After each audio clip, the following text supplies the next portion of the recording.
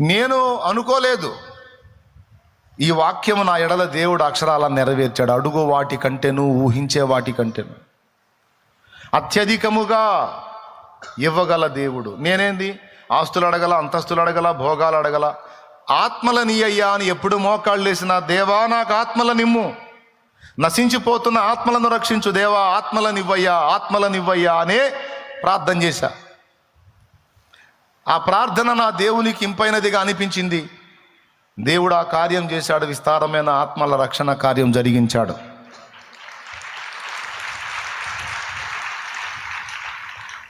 నా ఎడలైతే ఆ కార్యం నేను అనుభవిస్తున్నా. మీకు కూడా చెప్తున్నా, నువ్వు అడిగిన వాటికంటే, ఊహించే వాటికంటే అత్యధికముగా నీకు దాచిపెట్టి ఇవ్వగలడు ఆయన. నువ్వేమి కంగారు పడొద్దు, కృంగిపోవద్దు, ఏదేదో ఆలోచనలు చేయొద్దు. ప్రస్తుతం నీవు అనుభవిస్తున్న పరిస్థితులను, ప్రస్తుత పరిస్థితులను చూడొద్దు. దేవుడు నీకు దాచి ఉంచిన శ్రేష్ఠ భవిష్యత్తును దేవుడు చూస్తున్నాడు. నువ్వు కూడా దేవుని కోణంలో చూడటం నేర్చుకో, నెమ్మది కలిగి బతుకుతావు.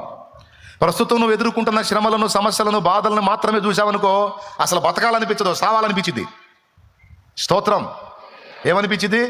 అసలు బతకాలనిపించదు, చచ్చిపోతే పోయింది. దేవుడా నా అంతటా నేను చస్తే నరకానికి పోతాను, నా ప్రాణం నువ్వే తీసుకొని ప్రార్థనలు కూడా చేస్తుంటావు. నువ్వు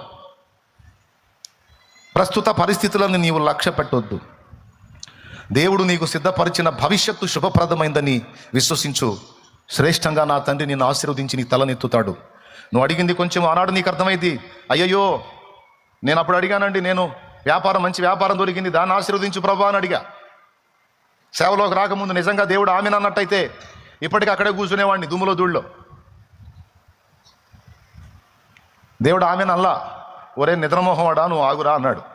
దేవునికి స్తోత్రం. ఎక్కడ దొరికేవరా నువ్వు? ఎన్ని జన్మలు ఎత్తినా దొరకని భాగ్యం రా. ఎన్నో జన్మలు లేవలే, ఒకటే జన్మ. దొరకని భాగ్యం నీకు అందేటట్టు నేను చేస్తా. నువ్వు అదెందుకు చేయలేదు, ఇదెందుకు చేయలేదు, అలా ఎందుకు చేయలేదు, ఇలా ఎందుకు చేయలేదు, నేను ఈ ప్రయత్నం చేస్తే నువ్వు ఎందుకు సఫలం చేయలేదని అనొద్దు. నువ్వు నాకు వేరే ప్లాన్ ఉంది, నువ్వు అట్లా ఉండు, నేను చేస్తా కదా అంటాడు ఆయన. నా ప్రణాళిక ఏదో నాకుంది, నువ్వెందుకు టెన్షన్ అవుతున్నావు? నేను ఏదో అనుకుంటే ఏదో అయింది ప్రభా. ఏమైంది? ఏం కాల, నా చేతుల్లో ఉంది. నీ జీవితం నీ చెయ్యి దాటిందా? నా చెయ్యి దాటదు, నా చేతుల్లో ఉంది అని దేవుడు ధైర్యపరుస్తాడు. ఇది వాస్తవమే. ఎంతమంది నమ్ముతున్నారండి? నిజంగా అర్థమైతే చేతులు ఎత్తి స్తోత్రం చెప్పండి. రైట్, డౌట్ లేదుగా. అది